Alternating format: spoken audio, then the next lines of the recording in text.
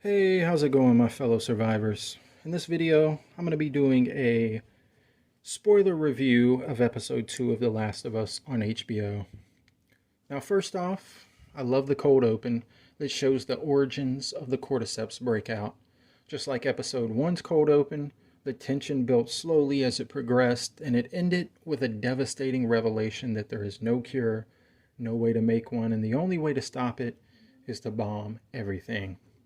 It was a great way to start the episode because in the game, we were never really shown exactly how or where it started, but the show gave us that information 2 episodes in. I always thought that maybe The Last of Us Part 3 would dive deeper into the origins of it all, but luckily we didn't have to wait that long. Now, I think the reason these cold opens are important is because they're going to tie into the final episode where Joel makes his big decision.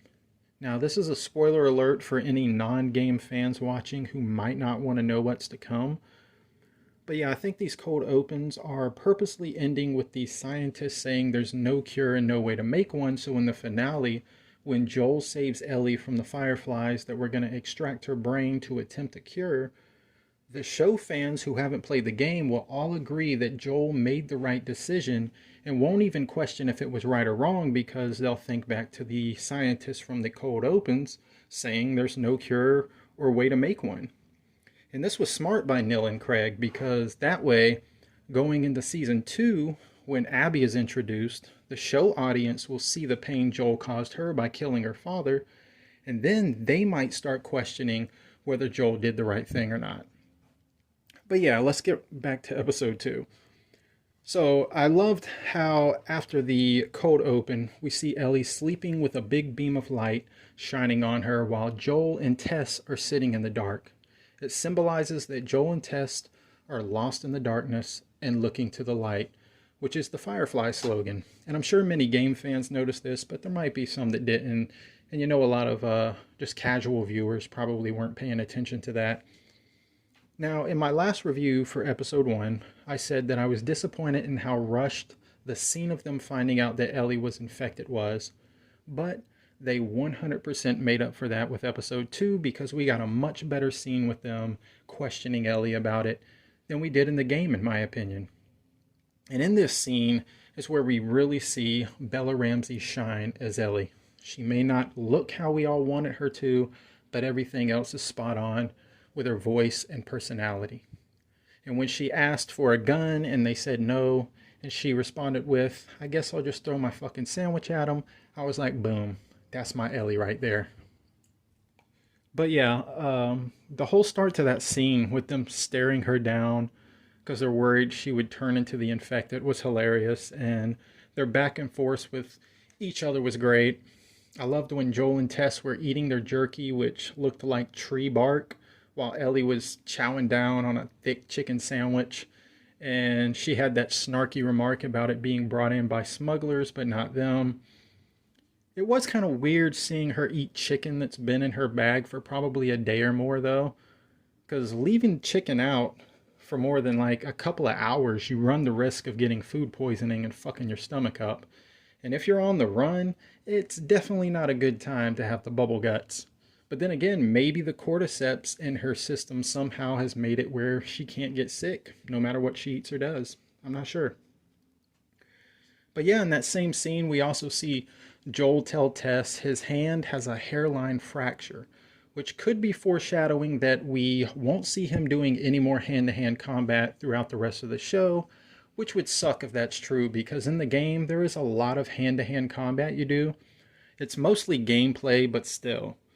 And I read that in real life, fighting bare knuckles is dangerous because you can easily break your hands because a skull is fucking hard as shit and it's not really meant to be hit by hands. It's meant to protect your brain. So makes sense that they would go the more realistic route of having his body experience what actually happens in a fight. And if we don't get any more hand-to-hand combat, hopefully we at least see Joel use some pipes and bats like in the game. That'd make up for it.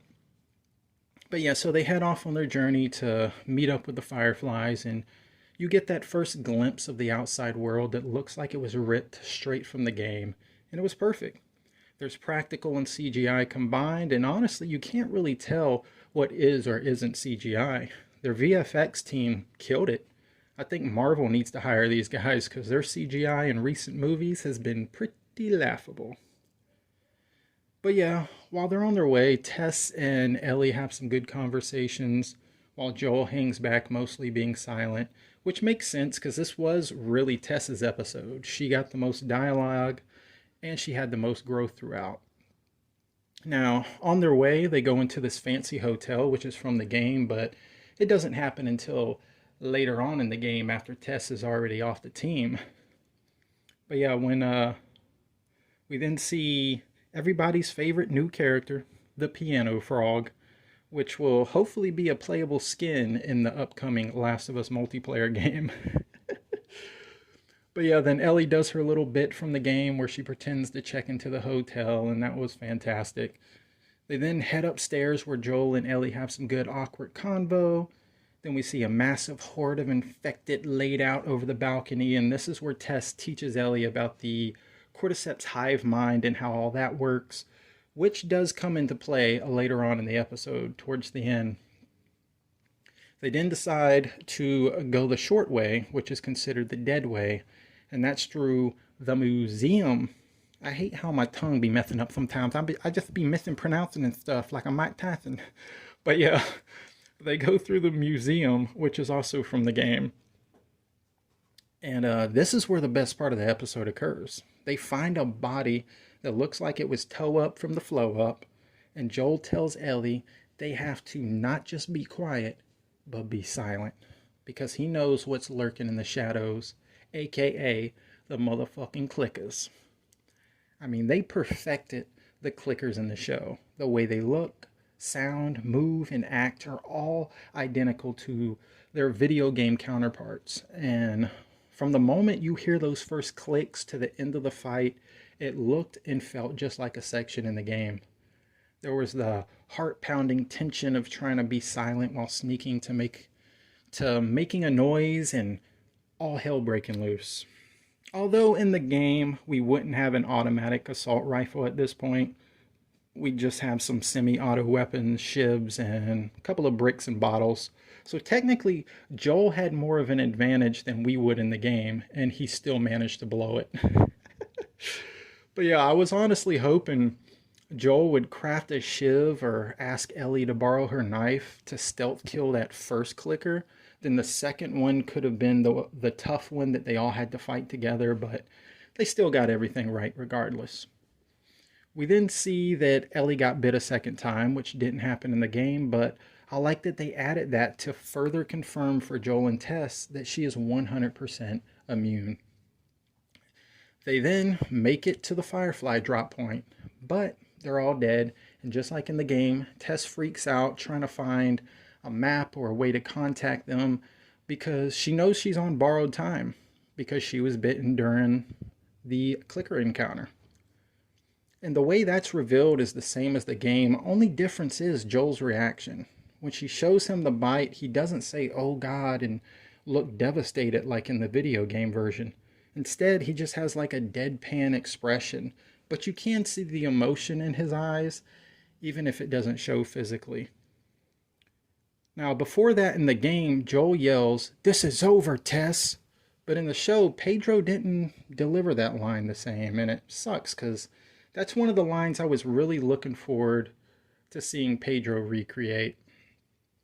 But yeah, Tess convinces Joel to continue on by showing her bite compared to Ellie's, just like in the game. But we get a different line of dialogue where she says, "I never asked you to feel the way I felt," which means she is most likely in love with Joel, and he just doesn't reciprocate those same feelings because after losing his daughter and doing the horrible shit he had to do to survive for 20 years, it turned his heart cold.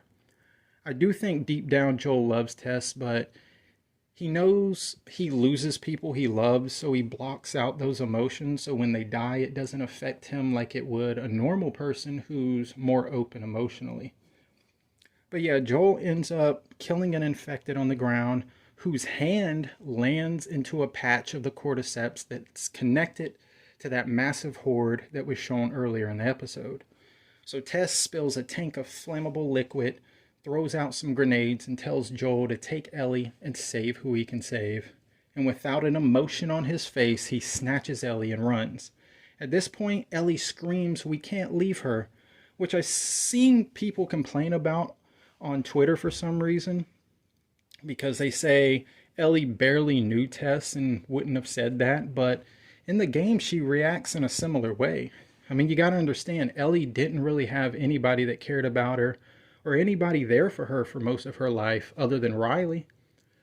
I mean, you could see throughout the episode that Tess was asking questions and getting to know Ellie, and they were developing a bond. And at this point, Joel was a jerk to Ellie, so she was more comfortable with Tess than him. So yeah, I think her reacting how she did definitely made sense to me. Now, after Joel and Ellie run away, Tess stays back alone, knowing that she has to die for them to survive. And when the infected break in, she tries to light the lighter so she can drop it in the spilled gas and set the place ablaze. This is the one part of the episode I thought was odd. I liked it kinda, but kinda didn't. She threw like 10 plus grenades on the ground or some shit. So instead of the lighter, she could have held a grenade, waited for the infected to come in, pull the pin, drop it, and boom. Now, speaking of grenades, I hope Ellie grabbed one or two. We know she's sneaky because in the game she grabs that robot for Sam without anyone seeing. So she may have grabbed some grenades for her and Joel later on without anyone seeing. We won't know that until future episodes, but anyways, instead of having Tess use grenades, I guess Neil wanted there to be more tension as one of the infected walked towards her, and because he wanted to show Tess and the infected have a 5-second Frencher for some reason. I mean, you could tell she wanted to kiss Joel before he left, but couldn't, so maybe it was her getting one final form of intimacy before it was over. I don't know if that's what Neil was going for or not, but probably. I mean, I watched the after show and I heard why they did it, but it just still felt off for me. Like, why did only one infected notice her? Would have been creepier if they all stopped, turned at the same time, and headed towards her. Regardless, it was weird, but effective, and it didn't really ruin the episode or Tess's sacrifice for me. She still went out like a badass, mamma jamma. So after the Tess explosion, it shows Ellie standing outside while a beautiful song from The Last of Us Part 2 plays, and it ends. Now I'm going to give you my final thoughts and a numerical score. Overall, the episode was phenomenal. Bella Ramsey is now Ellie for me, and I no longer will question whether she can pull it off or not. The cold open origin story was masterful, and the clickers were horrifying in pure perfection. The outside environments looked like they were ripped straight from the game, and I liked the mix of game storylines they kept the same and ones they switched up. Tess was great in this episode, and she got to be the badass we know her from the game. Two things that I didn't like as much was the weird fungal kiss of death and the fact that Pedro didn't yell, "It is over, Tess," which was a part I was really looking forward to. All in all, I give this episode a 5 out of 5 ration cards because my small gripes aren't really a big deal and I enjoyed every second of the episode. So, what did you guys think? Was the episode perfect? What did you like? What didn't you like? Let me know below. And until next time, deuces out your cabooses.